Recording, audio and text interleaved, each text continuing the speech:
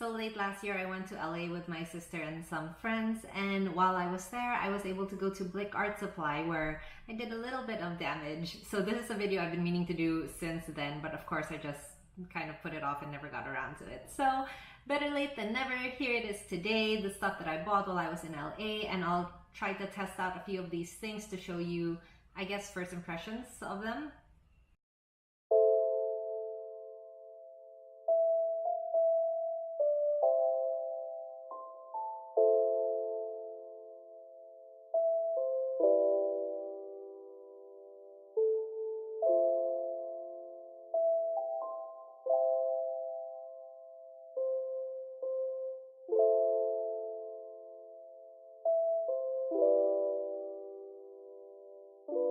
I am really enjoying this brush so far. The shorter bristles and thicker handle gives you better control when it comes to painting more detailed sections of your artwork.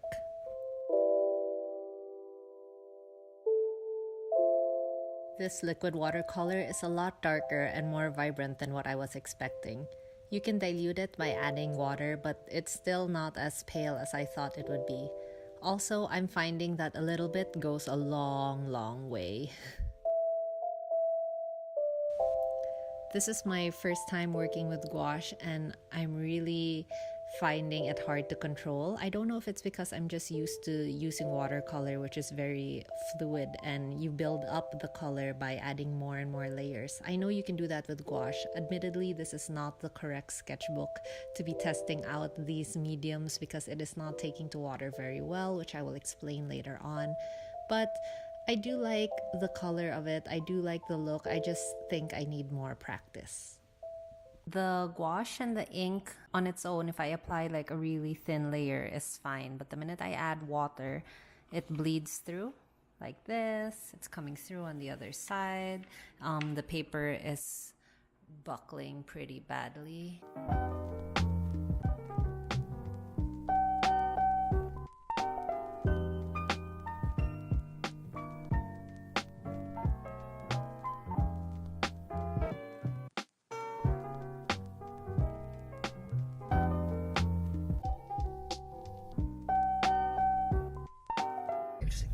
I think we are so waiting for someone to give us permission to just be us publicly. Yeah, it's just human. Yeah, but again, it goes back to that fear thing, and you know, like you said, it's fear of actually being who you are. It's the fear of uncovering who you are, putting it out there. Like, you know, Yeah, it's like being judged. you just opening your shirt and say, "Hey, this is who I am."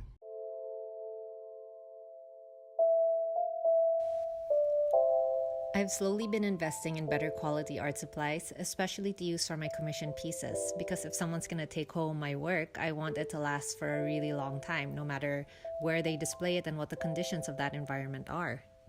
Before I bought the Legion paper, I was using the Saunders Waterford watercolor paper, and what I've learned is I really enjoy working with blocks of paper because there's no need for tape, there's no need to stretch the paper, and because it's 300 GSM, even if I use a lot of color, I mean a lot of water, and lay down a lot of layers, the paper doesn't buckle, which is really nice to not even have to think about it.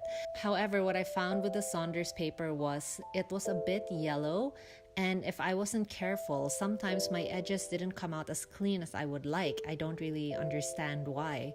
So I decided to try out the Legion paper. First of all, the color is a bright white, like actual white.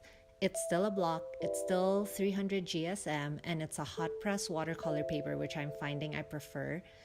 It just absorbs the water so well. I don't know how to describe it. It's just a pleasure to paint on.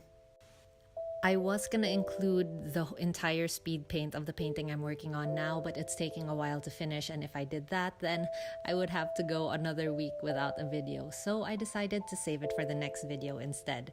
I hope you enjoyed this. If you have any questions about the supplies that I showed, just leave a comment below and I'll get back to you in the next video. I bought this, which is called Yupo, and this is a medium Yupo paper because it felt so nice and smooth, and I was like, oh, that's interesting. I wonder how that's gonna, you know, take to paint. And when I tried to paint, the funny thing is I didn't bother to research this or even read this bit, which is the description of the paper, which was really stupid on my part. But it says, a true innovation in fine art substrates. This synthetic tree-free paper is everlasting and non-absorbent. It resists buckling with wet media and can be wiped clean.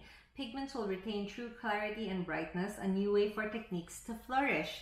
So I didn't bother to read that, and I didn't see that it said it was non-absorbent. So I tried to do it with the gouache and the watercolor, and I painted and painted, and I couldn't understand why the paper wasn't taking to paint. And then I lifted it up, and then this happened. Like, basically the entire face that I was working on just kind of melted off. So that's interesting. So I need to figure out a way to make better use of this paper, because the mediums that I usually use clearly do not work very well on it.